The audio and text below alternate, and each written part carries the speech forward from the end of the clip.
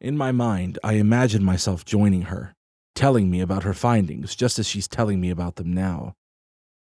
I have a hope that she'll never have to go back to that again, but only if we can prove ourselves by the end of the trial. "What is this one?" she asks, disrupting my train of thought.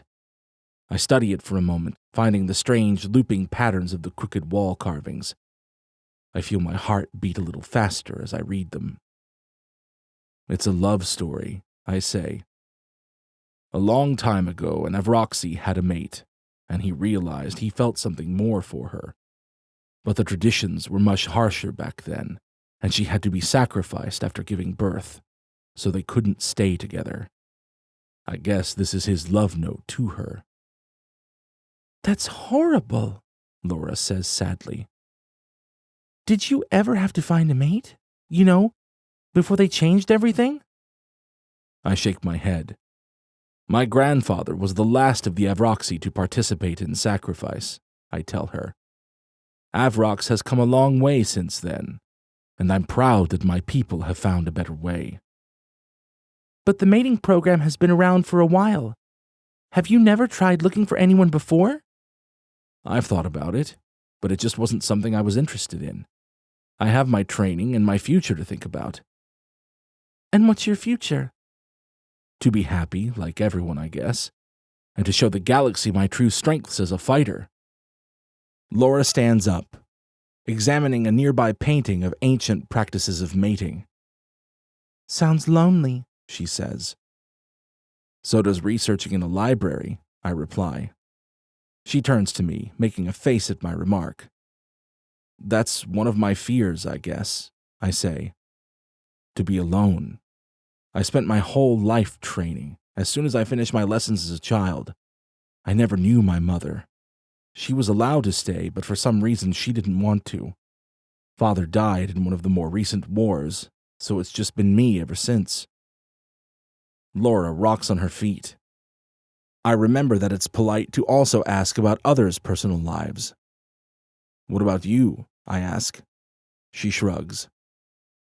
"I'm very fortunate, I guess," she says. "I still have my parents, and I have a job that I like for now. I guess I really want to do something great with my research.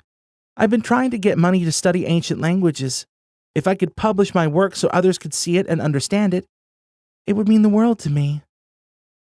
She smiles sadly at me, and I realize how important this must be for her. I think you can do it, I tell her, reaching out towards her hand. She slips her fingers in between mine. "I bet you'll be a great fighter, too," she says. Something about this brings me back to my worries from before, remembering the words I heard today in training. I brush them aside, not wanting them to get in the way of this moment.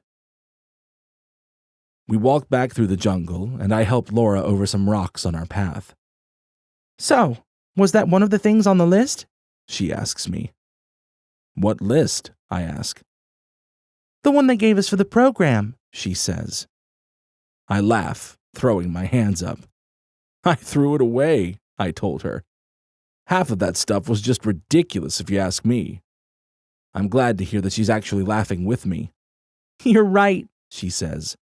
"It's all a little ridiculous, really, trying to shove us together like this." You don't like being shoved? I ask with a raised eyebrow.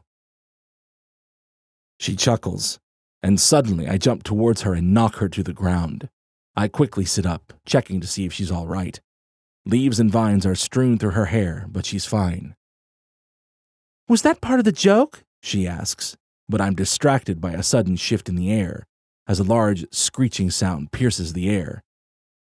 It's a Quetzi, I tell her, bringing her to her feet. We have to get out of here.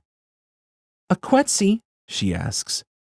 Before I can even explain, she gets a first-hand look as an enormous, sharp-toothed bird lands in front of us. There's no time to run now. If we do, we'll be snatched up for sure by those razor-like teeth. Get behind one of those rocks, I tell her calmly.